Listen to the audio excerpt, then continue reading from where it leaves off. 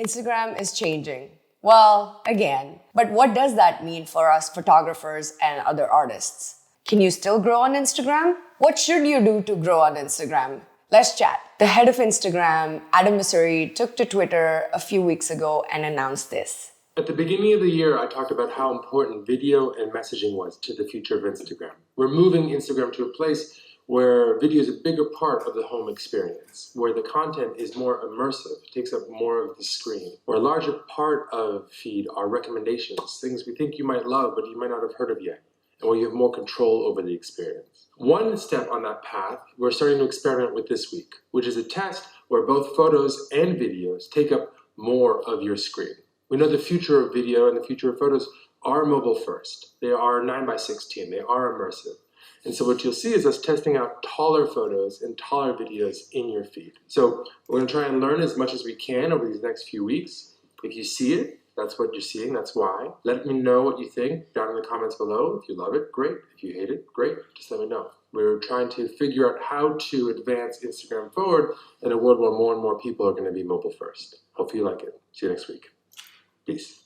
So yes, early on during the year, we have heard him say that Instagram is moving towards a video platform and it's not going to be a photo platform anymore. And they want to be mobile first, so it makes sense for them to maximize the use of mobile space that they've got. But if you think from a photographer's point of view, we usually shoot in portrait mode for Instagram for maximum engagement, and that used to be 4:5. Now they're saying that the newest crop ratio that is going to be pushed on Instagram for photos is going to be 9:16. If I have to shoot the same image that used to be 4:5 as 9:16, my entire composition and perspective is going to change.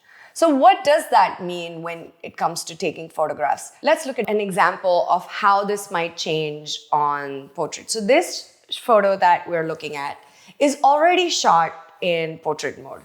If I go to the crop, and here you can see this is the 16:9 ratio. Right now, I have left it in original. I actually have not even cut it to 4:5, but this is how it would look like if it was 4:5, and this is how I would cut it. But if I actually cut it to keep it as shot and then change it to 16:9, look at this. I am losing parts of the image and it makes it more vertical.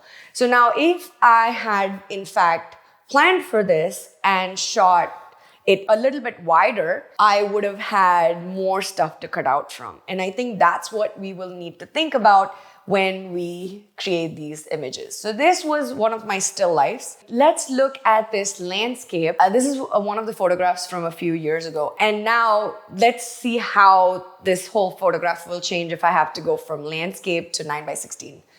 So if I go back to the crop and go from original to 16:9, but rather than 16:9, so I don't want 16:9, I want 9:16. So I'm gonna enter custom and say 9:16. No, not like that. And there we go. I just had to create the crop. Anyways, this is how it will look like. I will just have a portion of the skyline with the bench. And it does not give the same look or feel.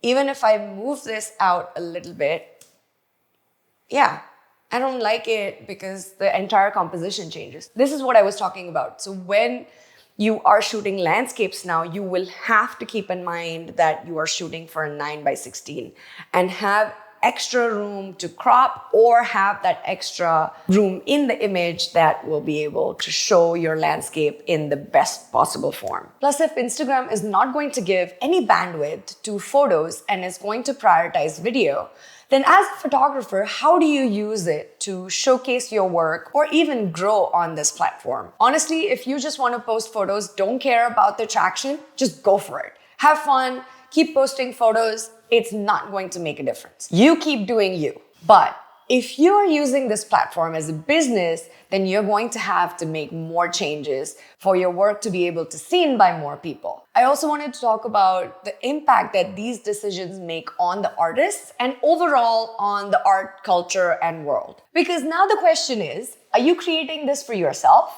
or are you creating this for an audience? If you are creating this for an audience where you want more eyeballs on your work, you're going to have to make changes. If you want to be stuck in the past with just posting photos, it's just not going to give you enough traction. And this is the bigger change that we're going to see in photography itself and overall in the art world. Because I remember a time about 5-6 years ago where I only used to shoot landscape mode.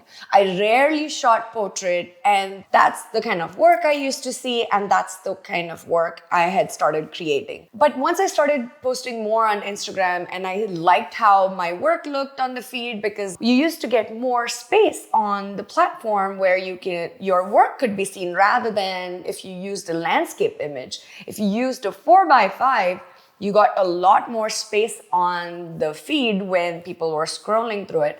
And I started creating more in portrait. Now, if I actually look at even the last year, I would say maybe I have created about 10% of my work that is in landscape mode. Most of my work is in portrait mode. And now when we're saying you're even shrinking that from a 4x5 that you usually create to a 9x16, which is a lot slimmer, I am really curious to see what kind of an impact this makes over the next few years. And that brings about this question, and I would love to hear your thoughts on this. Are we actually changing our art creation based on the platforms? Because if we're using this as a business, we definitely want more eyeballs on it. And if that is the end goal, are we changing how we create art based on that? I feel like that can be kind of dicey, and maybe that's how art has changed over the years, where people were making more artwork in a certain form because there was more demand for it. Just like if you look at the Dutch era and if you look at the still lifes that were created, over 250,000 still life paintings were created during the Dutch Golden Era. That is insane. And that shows you how much of a demand those paintings had during that time. So the artists were creating that, and that's why we saw a lot of art created in that format. And if you want to see how these small decisions and how these small things end up making a huge impact on the economy, on the art world, check out this video that I created on how the lemons in art changed the Dutch economy.